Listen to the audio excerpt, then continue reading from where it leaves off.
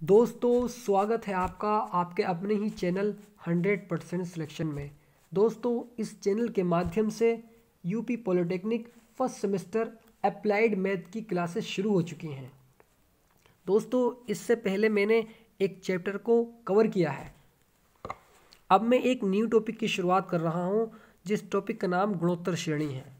दोस्तों इस पूरे टॉपिक से जितने भी इम्पोर्टेंट क्वेश्चंस बनते हैं उनको डिज़ाइन किया जा रहा है। आपको फॉलो करते रहना है। जिस तरह से मैं आपके साथ मेहनत कर रहा हूँ आप भी मेरे साथ मेहनत कीजिए। आपको 50 में से 50 लाने में कोई नहीं रोक सकता है। बस आपको जो मैं पढ़ाता चल रहा हूँ नोट करते चलना है ताकि रिवीजन करने में आसानी हो। दोस्तों इस वीडियो की शुरुआत बहुत ज़बरदस्त लाइन से करते हैं। यूं ही नहीं मिलती राही को मंजिल, एक जुनून सा दिल में जगाना पड़ता है। मैंने पूछा उस चिड़िया से ये आशियाना कैसे बना, तो चिड़िया बोली भरनी पड़ती है उड़ान, तिनका तिनका उठाना पड़ता है। भरनी पड़ती है उड़ान, तिनका तिनका उठाना पड़ता है। चलिए दोस्तों इस वीडियो की शुरुआत करते हैं। शुरू होने से पहले इस चैनल को सब्सक्राइब कीजिए और लाइक कीजिए और बेल आइकन को प्रेस कीजिए ताकि मैं जो भी वीडियो को अपलोड करूं आपके पास तक उस वीडियो की नोटिफिकेशन पहुंच सके। चलिए दोस्तों अब क्वेश्चन पर आते हैं। फटाफट अंदाज में क्वेश्चंस को सीखते हुए चलते हैं। थोड़े से इसके फॉर्मूले को सीख लेते हैं। पूरा चैप्टर ये सिर्फ फॉर्मूले पे बेस्ड है। आपको फॉर्मूले अच्छे से याद होने चाहिए और आपके ज़बान पर रट जाने चाहिए। गुणोत्तर श्रेणी। प्रथम पद ए, जैसे कि हमने पहले चैप्टर में पढ़ा था। सार्व अंतर सार्व अनुपात। सार्व अनुपात को हम आर से डिनोट करते हैं। सार्व अंतर को हम डी से डिनोट करते हैं, डी से प्रदर्शित करते हैं, ठीक है। और सार्व अनुपात को आर से। तो गुणोत्तर श्रेणी में होने का प्रतिबंध, अगर कोई हमें गुणोत्तर श्रेणी दी गई है और हमें ये कह दिया है कि ये गुणोत्तर श्रेणी है या नहीं है, तो उसका प्रतिबंध होता है R = T2 upon T1 = T3 upon T2। वहाँ पर T2 - T1 था, T3 - T2 था। सार्व अंतर में, समांतर श्रेणी में ये गुणोत्तर श्रेणी है यानी सार्व अनुपात, ठीक है। ठीक है जी। फॉर एग्जाम्पल यहाँ देखते हैं R किस तरह निकालते हैं हम। 2, 6, 15, 54 ये दे रखा है हमें, ठीक है। ये गुणोत्तर श्रेणी दे रखी है तो A का मान 2 आ जाएगा क्योंकि प्रथम पद है, ठीक है। अब R = T2 अपॉन T1, चाहे हम T3 अपॉन T2 करें, चाहे हम T2 अपॉन T1 करें, तो यहाँ से R का मान 3 ही निकल के आएगा। अगर ऐसा नहीं हुआ तो ये गुणोत्तर श्रेणी में नहीं होगा। अतः ये ऐसा है तो R = 3। अगर 54/15 करेंगे, 15/54 करते हैं, देखते हैं। 54 ये गुणोत्तर श्रेणी में नहीं है, ये गुणोत्तर श्रेणी में नहीं है, ठीक है। तो कुछ फॉर्मूले देख लेते हैं इसके। गुणोत्तर श्रेणी का प्रथम पद T1 = A। भाई एक गुणोत्तर श्रेणी दी गई है, उसका प्रथम पद A, जिसको हम टर्म कहते हैं, पहला टर्म, उसको हम ऐसे डिनोट करते हैं, ठीक है। तो उसका फॉर्मूला होता है AR⁻1 - 1, ठीक है। AR⁻n - 1। n क्या है यहाँ पर? n क्या है हमारा? 1 है एरिया। देखिए n जो है हमारा 1 है ये, तो n - 1 यानी 1 - 1, तो A की पावर 0। अगर किसी की पावर 0 होती है तो उसका मान क्या होता है? उसका मान 1 होता है, तो = A आ जाएगा, ठीक है। याद रखना है ये पॉइंट आपको। गुणोत्तर श्रेणी का द्वितीय पद, गुणोत्तर श्रेणी का द्वितीय पद निकालने के लिए T2 = AR⁻n - 1 यानी 2 - 1 यानी = AR। आ रहा है समझ? ठीक है जी। अगला पॉइंट देखिए। गुणोत्तर श्रेणी का तृतीय पद यानी T3 = AR⁻3 - 1 यानी जो यहाँ पर दे रखा होगा यानी n की जगह उसमें से 1 को माइनस कर देना है, ठीक है, यानी AR²। अगला पॉइंट देखिए यहाँ पर। गुणोत्तर श्रेणी का चौथा पद T4 = A R 4-1 A are की power 4-1 is equal to A R cube. ठीक है, तो ठीक है जी। अब गुणोत्तर श्रेणी का n पद का मान क्या हो जाएगा, इस हिसाब से हो जाएगा T n is equal to A R की पावर n-1। याद रखिए आप इसको, क्योंकि ये एक फॉर्मूला है और वेरी वेरी इंपॉर्टेंट फॉर्मूला है आपके एग्जाम के दृष्टिकोण से। अगला पॉइंट देखिए यहाँ पर, गुणोत्तर श्रेणी का अंतिम पद, गुणोत्तर श्रेणी का अंतिम पद को हम L से डिनोट करते हैं, is equal to A R की पावर n-L। ठीक है, ठीक है जी। गुणोत्तर श्रेणी के n पदों का योग, गुणोत्तर श्रेणी के n पदों का योग होता है S is equal to a 1 - r की पावर n अपॉन 1 - r, जहाँ r जो है या तो वो 1 से छोटा है, भाई r जो है वो 1 से छोटा है, ना कि 1 के बराबर। ठीक है, ठीक है जी। ये फॉर्मूला भी याद रखेंगे। आगे देखिए फॉर्मूला 9, अनंत गुणोत्तर श्रेणी का योग S is equal to a upon 1 - r। ये भी एक फॉर्मूला है, इसको भी याद रखना है आपको। अब एक एग्जाम्पल देखते हैं, एक प्रश्न से। चलो प्रश्न स्टार्ट करते हैं आप। ठीक है, चलिए। निम्नलिखित श्रेणी में n पद लिखिए।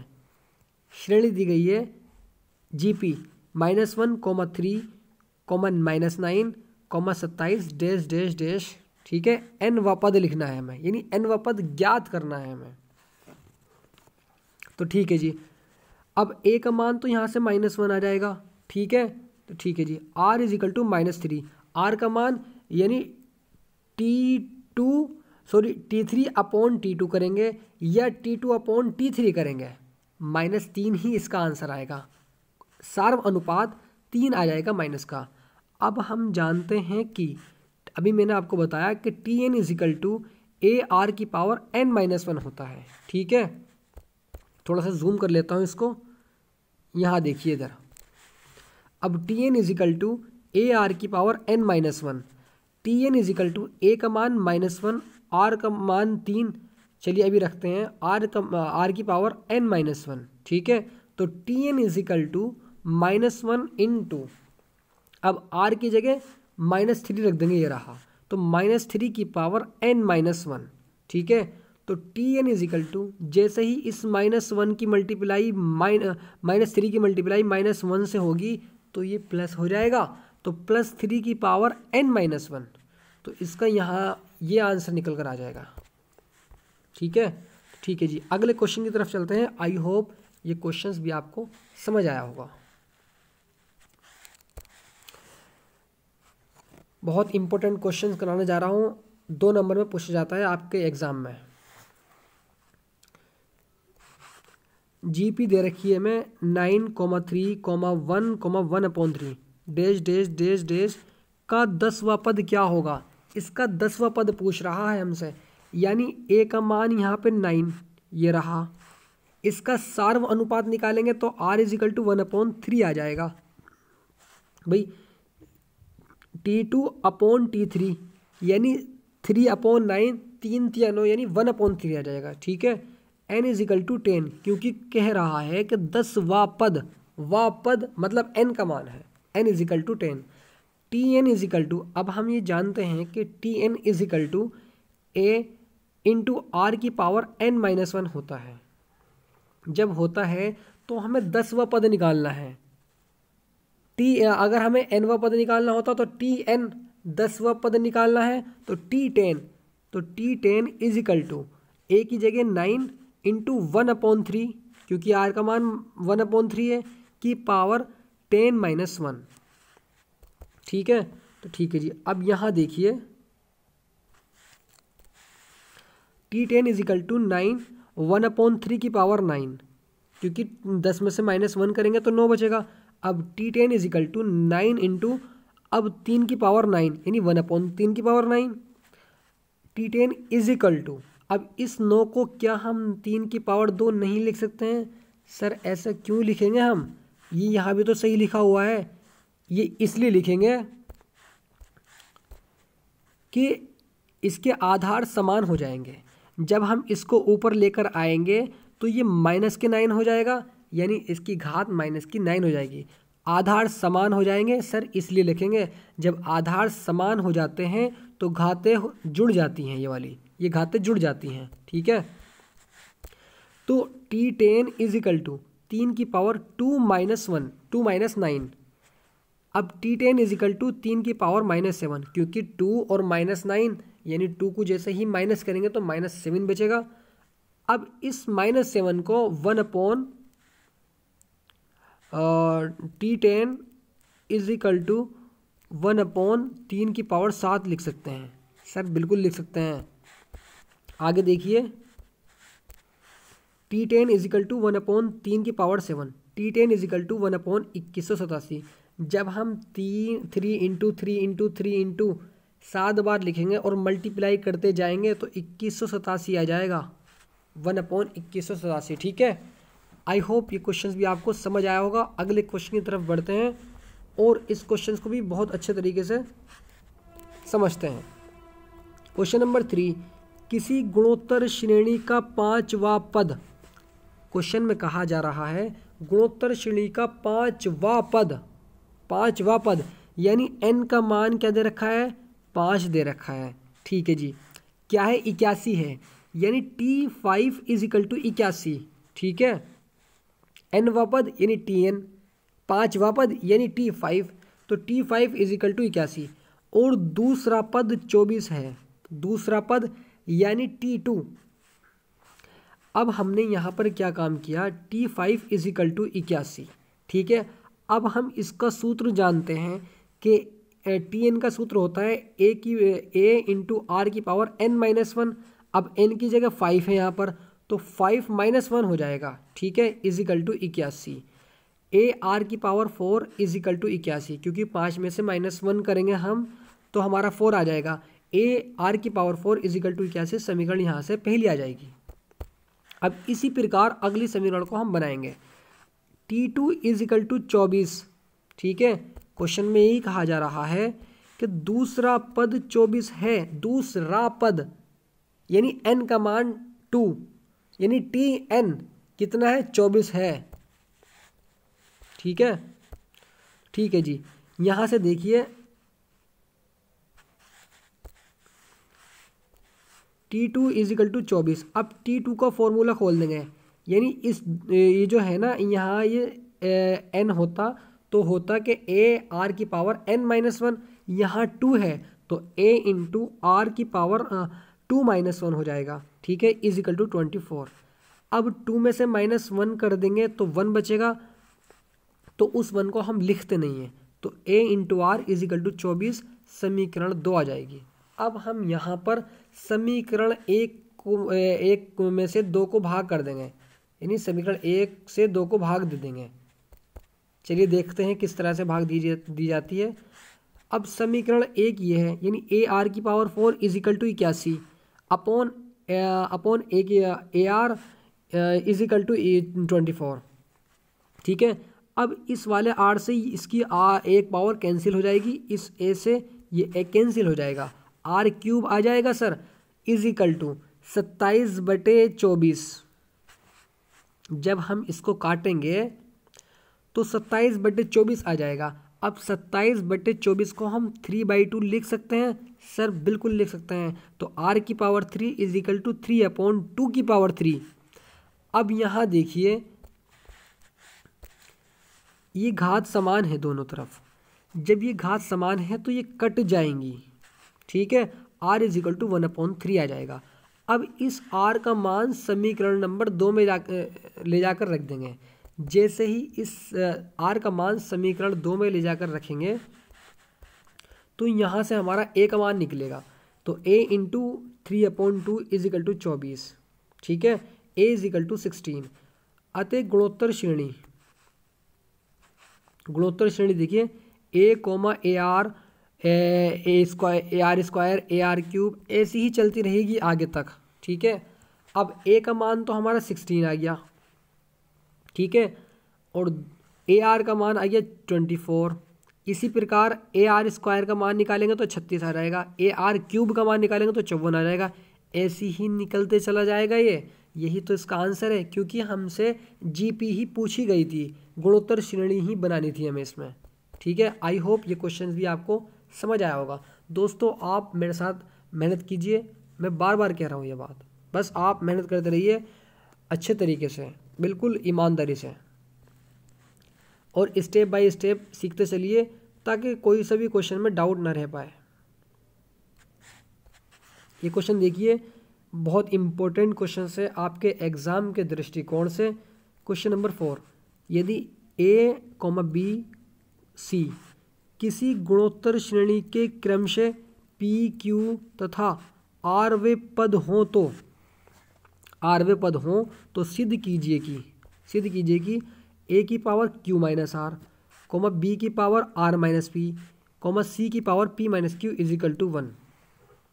दोस्तों इस क्वेश्चन को बिल्कुल एकदम कंसंट्रेशन से सीखना है, क्योंकि थोड़ा सा ये हार्ड क्वेश्चन है। ठीक है, इसलिए मान लेते हैं कि इस श्रेणी का प्रथम पद x, तथा सार्व अनुपात y हो। सार्व अनुपात y, हमने r नहीं माना सर, ये r क्यों नहीं माना? क्योंकि r ये हमारा इसमें आ रहा है, r हमारा ये यहाँ पर आ रहा है। ठीक है, इसलिए नहीं माना, x और y ही मानने पड़ेंगे अब यहाँ पर। अतः TP is equal to x y की पावर p माइनस 1। अब ये कैसा आया भाई? यहाँ देखिए a, b, c किसी गुणोत्तर श्रेणी के क्रम से p, q, यानी a का है p तथा r वे पद हों तो सिद्ध कीजिए कि r वे पद हों। ठीक है, यानी अब देखिए TP इजिकल टू, इसका जब हम फॉर्मूला खोलेंगे तो कुछ इस प्रकार आएगा, क्योंकि हमें इस श्रेणी का जो प्रथम पद है वो x है, a की जगह आ जाएगा। ठीक है, और जो सार्व अनुपात है उसको हमसे y से डिनोट किया है। ठीक है, अब x इंटू वाई की पावर p माइनस 1 इन इजिकल टू a, समीकरण यहाँ से पे लिया जाएगी। इसी प्रकार इस b की तुलना इससे करेंगे q से, यानी TQ से, x इंटू वाई की power q minus 1 is equal to b, समीकरण 2 आ जाएगी यहाँ पर। इसी प्रकार TR is equal to X into Y की power R minus 1 is equal to C, समीकरण 3 आ जाएगी यहाँ से। अब हमने यहाँ पर ये काम किया कि समीकरण 1, 2, 3 में Q minus R, R minus P, P minus Q की घातों से गुणा करी और आपस में गुणा करी तीनों की। पहले इनकी आपस में गुणा करेंगे, उसके बाद में घातों की गुणा करेंगे, घातों में गुणा करेंगे Q minus R, R minus P, P minus Q से। ठीक है, चलिए देखते हैं किस प्रकार की जाती है गुणा। जैसे ही हमने यहाँ पर तीनों समीकरण की गुणा की तो a इंटू बी इंटू सी हो जाएगा, इजिकल टू एक्स वाई की पावर p माइनस 1। ठीक है, यानी समीकरण a इजिकल टू ये था और b इजिकल टू ये था, c इजिकल टू ये था। इन तीनों की मल्टीप्लाई कर दी, इन तीनों की इधर कर दी। ठीक है, तो ठीक है जी। अब हमने इनकी घातों की मल्टीप्लाई करी, घातों की multiply Q minus r, R minus P, P minus Q। जब Q माइनस आर की इसकी मल्टीप्लाई यहाँ पर होगी a की पावर Q माइनस आर, तो यहाँ पर भी होगी Q माइनस आर। b की पावर R माइनस P, तो यहाँ पर भी होगी यानी R माइनस P। इसकी मल्टीप्लाई यानी घात में मल्टीप्लाई c की पावर p माइनस क्यू, तो यहाँ पर भी होगी इसकी यानी p माइनस क्यू। ठीक है, अब थोड़ा सा मैं जूम करके दिखाता हूँ आपको। यहाँ पर ये अच्छे तरीके से समझना है इसको, बहुत शानदार तरीके से, ताकि कोई सा भी डाउट नहीं रह जाए। आपको टेंशन नहीं लेनी, मैं इसको दोबारा एक्सप्लेन कर दूँगा अच्छे तरीके से। अब यहाँ देखिए a की power q minus r, b की पावर r माइनस पी और c की power p minus q is equal to x y की पावर p माइनस 1 उसका whole square q minus r, x into Y की पावर q माइनस 1 का whole square r minus p, x y की power r minus 1 की power p minus Q. ठीक है, ठीक है जी सर। अब a की power q minus R into B की power r minus P into C की power p minus Q is equal to, अब हमने यहाँ से ये काम किया, यहाँ ये ध्यान से देखिए, ये q माइनस आर जो है ये x की पावर है सर, बिल्कुल है। ये r माइनस जो है ये x की पावर है सर, बिल्कुल है। ये p माइनस क्यू जो है ये x की पावर है, बिल्कुल है। तो हमने तीनों को एक जगह रखा, यानी x की power q minus R into X की power r minus P into X की पावर p माइनस क्यू, ऐसा ही कर लिया हमने। ऐसा सर क्यों किया? क्योंकि अब हम ये देखिए इसके आधार समान है, x x है, तो इनकी घातें जुड़ जाती हैं। जब आधार समान होते हैं तो घातें जुड़ जाती हैं, ठीक है। अब इसी तरह यहाँ पर करा भाई, y की पावर इधर देखिए, y की पावर p माइनस वन की पावर q माइनस आर, इसकी मल्टीप्लाई जब इसमें करेंगे तो p q हो जाएगा, तो p q आ जाएगा, देखिए, ठीक है। अब इसकी मल्टीप्लाई इसमें करेंगे तो माइनस q आ जाएगा, सॉरी यहाँ देखिए इसकी p की मल्टीप्लाई इस r में होगी तो माइनस के pr हो जाएगा। अब माइनस वन की मल्टीप्लाई जैसे ही हम q में करेंगे तो माइनस q आ जाएगा, और इस माइनस वन की मल्टीप्लाई r में होगी तो माइनस माइनस यानी प्लस r हो जाएगा इनटू। अब इसी प्रकार यहाँ करना है, y की पावर q माइनस वन की पावर r माइनस पी, यानी इस q की मल्टीप्लाई जैसे ही हम r से करेंगे तो qr, इस q की मल्टीप्लाई p से माइनस qp, इस माइनस वन की मल्टीप्लाई r से माइनस r, इस माइनस वन की मल्टीप्लाई p से तो प्लस p, ठीक है। तो ठीक है जी, अब हमने इनटू का निशान लगाया, थोड़ा सा नीचे सॉल्यूशन करा इसका क्योंकि आगे जगह नहीं बची थी। अब यहाँ देखिए y की पावर r माइनस वन की पावर p माइनस क्यू, जैसे ही हम r की मल्टीप्लाई करेंगे p से तो पी आर हो जाएगा, r की मल्टीप्लाई q से करेंगे तो माइनस आर क्यू, अब माइनस वन की मल्टीप्लाई करेंगे p से तो माइनस p, और इसकी मल्टीप्लाई करेंगे इसमें तो प्लस q आ जाएगा, ठीक है। ठीक है जी, अब यहाँ पर ये देखिए, यहाँ से ये पता चल रहा है कि ये सर इसके जो आधार हैं ये समान हैं। हमें पता है कि जब आधार समान होते हैं तो घातें जुड़ जाती हैं, ठीक है। अब इस तरह जोड़ी देखे हमने, अब थोड़ा सा अच्छे तरीके से देखना है इसको, ये देखिए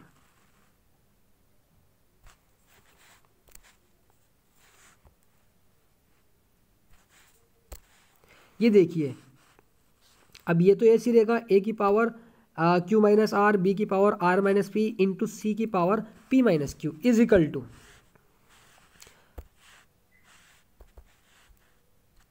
यहाँ देखिए अब q minus R plus r minus P plus p minus Q, ये आ गया पूरा, ठीक है, इनटू y की power P Q minus P R minus Q plus r plus Q R minus P minus R plus P R minus R Q minus P plus Q, ये y की power है क्योंकि हमारी जो power हैं ये इनके आधार समान हैं तो ये आपस में जुड़ जाती हैं, यानी कोई निशान चेंज नहीं होगा जब हम जोड़ेंगे, ठीक है।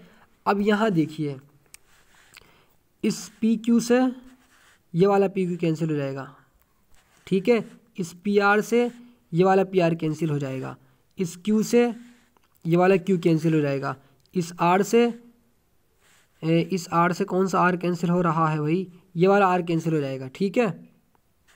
अब ये देखिए इस RQ से ये RQ कैंसिल हो जाएगा, इस वाले P से, इस प्लस वाले P से ये वाला P कैंसिल हो जाएगा, यानी सारी घातें कैंसिल हो जाएंगी, ठीक है। इसी प्रकार यहाँ पर होगा, इस Q से ये वाला Q कैंसिल, इस R से ये R कैंसिल, इस P से ये P कैंसिल, सारे ही कैंसिल हो जाएंगे, यानी इनकी पावर ज़ीरो हो जाएगी। अगर किसी की पावर ज़ीरो होती है तो उसका मान हमेशा, अगर किसी की पावर ज़ीरो होती है, x की पावर ज़ीरो, y की पावर ज़ीरो, तो उसका मान होता है हमारा 1, उसका मान होता है हमारा 1, ठीक है। तो ठीक है जी, तो a की power q minus R into B की power r minus P into C की power p minus Q is equal to 1। Prove, यही प्रूव करना था। एक दफ़े और मैं इसको एक्सप्लेन कर देता हूँ ताकि कोई भी डाउट ना बचे। देखिए क्वेश्चन में ये कहा गया है, यदि a, b, c किसी गुणोत्तर श्रेणी के क्रम से पी क्यू तथा आर वे पद हों, यानी ए का पी हो और बी का क्यू हो और सी का आर हो, आर वे पद हों, तो सिद्ध कीजिए कि ए की power q minus are, B की power r minus p, c की power p minus q is equal to 1। सबसे पहला काम क्या करना है, सबसे पहला काम शुरू करके यहाँ पर हमें प्रथम पद x और सार्व अनुपात y मान लेना है। उसके पश्चात हमें उसके बाद में TP इजिकल टू a के बराबर रखना है और TP का फॉर्मूला खोल देना है। इसी प्रकार TQ इजिकल टू b रखना है और TQ का फॉर्मूला खोल देना है। ठीक है, इसी प्रकार TR इजिकल टू c रख देना है और उनके फॉर्मूले खोल देने हैं। जब तीनों समीकरण यहाँ से हमारी आ जाएंगी, उसके बाद हम क्या काम करेंगे, उसमें यानी उनको आपस में गुणा कर देंगे। जैसे ही हम उनको आपस में गुणा करेंगे और उनकी घातों में q minus r, r minus p, p minus q से गुणा करेंगे दोनों तरफ, तो हमारा यहाँ से ये आ जाएगा निकल करके, इस तरह से आएगा। देखिए इस तरह से आ जाएगा, इस तरह से। अब जैसे ही हमने इसमें गुणा की तो उनके आधार को समान रख यानी एक साथ रखा और y को एक साथ रखा। ठीक है, इनके आधार समान है, घातें जुड़ जाती हैं, इनके आधार समान है, घातें जुड़ जाएंगी। जोड़ते चले जाओ, प्लस करते चले जाओ, यानी कटती चली जाएंगी सब, ये सब कटती चली जाएंगी सब, यानी x की पावर 0 इंटू वाई की पावर 0, अगर किसी की पावर 0 तो उसका मान 1, यानी यहाँ पर ये प्रूफ हो जाएगा हमारा। ठीक है, चलिए अगले क्वेश्चन की तरफ चलते हैं और इस क्वेश्चंस को भी बहुत शानदार तरीके से सीखते चलते हैं। मुझे यकीन है पूरा कि ये वाला जो मैंने अभी इस क्वेश्चन समझाया है बहुत अच्छे तरीके से आपको समझ आ गया होगा। गुणोत्तर श्रेणी 2/3 -1/3 plus 1/2 -3/4 plus dash dash dash के प्रथम 5 पदों का योग ज्ञात कीजिए। प्रथम 5 पदों के योग ज्ञात कीजिए। तो ठीक है जी, अब हमने यहाँ पे पहले इसका r निकालेंगे, यानी T2/T1। तो T2/T1 जैसे ही करा तो यहाँ से r का मान हमारा -3/2 आ गया और हमें प्रथम पद दे रखा है 2/9, यानी a का मान 2/9। अब हम जानते हैं, क्योंकि हमें कौन सा पद निकालना है, हमें निकालना है जी पाँचवें पद का योग, पाँचवें पद का योग निकालना है हमें, यानी S5। अब पहले हम इसका सूत्र देखते हैं, यानी Sn is equal to a r की पावर n-1/r-1, ये इसका फॉर्मूला होता है और इसी फॉर्मूले में हमें a के और r के मान को रख देना है। तो S5 इजिकल टू 2/9 माइनस के 3/2 की पावर 5 -1।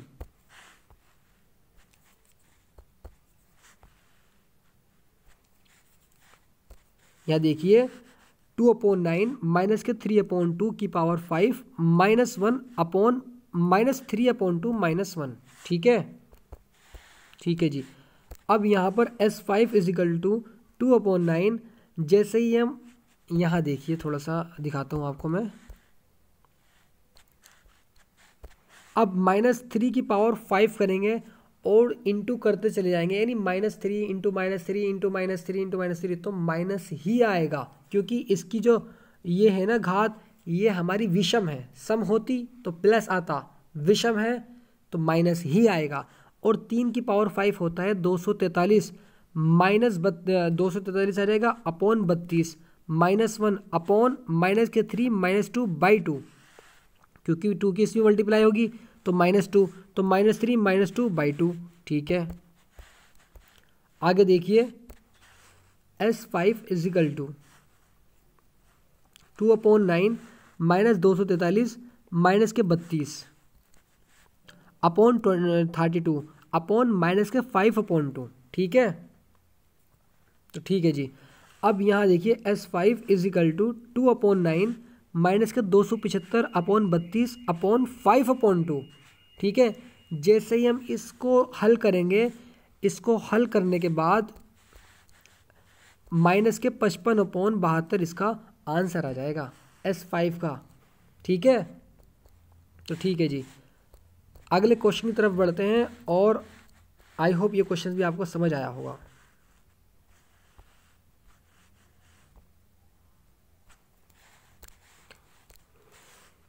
क्वेश्चन नंबर 6, निम्न गुणोत्तर श्रेणी में अनंत श्रेणी का योग ज्ञात करो।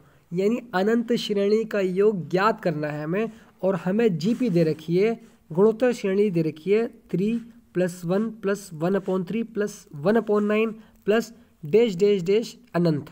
ठीक है, अनंत श्रेणी का योग ज्ञात करना है। तो हमें यहाँ पर ए का मान दे रखा है 3, आर का मान हम यहाँ से जैसे ही निकालेंगे तो आर का मान 1/3 आ जाएगा।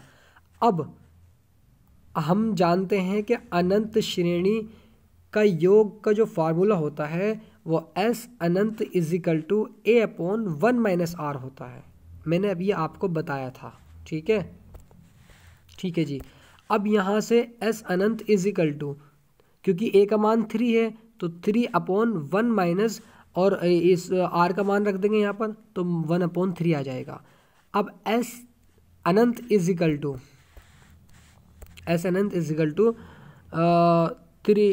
3 कम 3 में से 1 गया, 2 बचेगा और 2/3। जैसे ही वो अपॉन में 3 आएगा वो ऊपर चला जाएगा। ठीक है, ये आ गया ऊपर, तो 3/3 - 1। ठीक है, तो एस अनंत = 3 × 9, 9/2 इसका आंसर आ जाएगा। चलिए अगले क्वेश्चन की तरफ चलते हैं। दोस्तों बहुत इंपॉर्टेंट क्वेश्चन को डिज़ाइन कर रहा हूँ, बहुत ज़्यादा मेहनत लग रही है।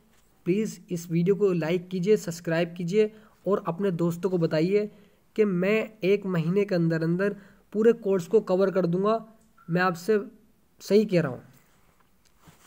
क्वेश्चन नंबर 7,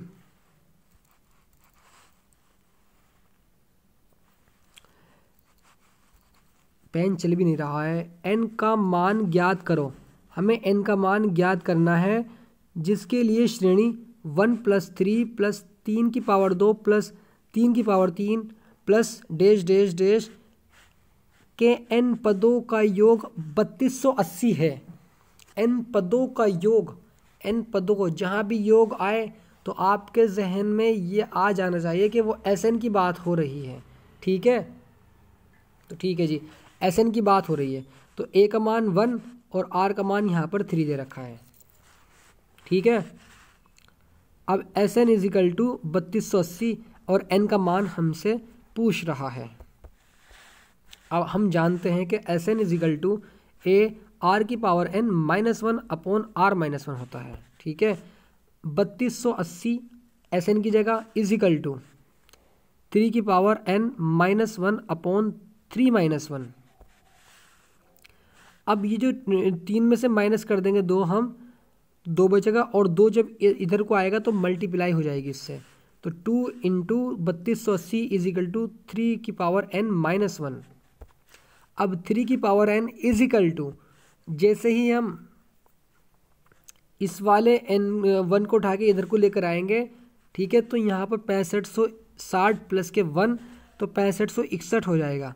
और जब हम इसके फैक्टर करेंगे तो 3 की पावर 8 आ जाएगा। ठीक है, यानी n = हमारा 8 आ जाएगा। अब हम ये कह सकते हैं कि श्रेणी में 8वें पदों का योग 3280 है। दोस्तों चलिए अगले क्वेश्चन की तरफ चलते हैं और इस सेशन का ये लास्ट क्वेश्चन है। अगली वीडियो जो आएगी उस वीडियो में बहुत अच्छे तरीके से क्वेश्चन, यानी पूरी चैप्टर से जितने भी इम्पोर्टेंट क्वेश्चंस बनते हैं उनको पूरी तरीके से कवर कर दिया जाएगा।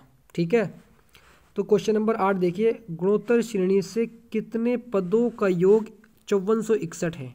गुणोत्तर श्रेणी में कितने पदों का योग, जब भी योग आ जाए तो वो Sn का मान दे रखा है। ठीक है जी। अब गुणोत्तर श्रेणी देखिए 1 4 16 64। ठीक है, GP a का मान 1, r का मान 4 निकल जाएगा। यहाँ से आप तो माहिर बन चुके होंगे अब r का मान निकालने में, क्योंकि T2/T1 होता है। ठीक है, अब हम जानते हैं कि Sn = a × r की पावर n - 1/r - 1।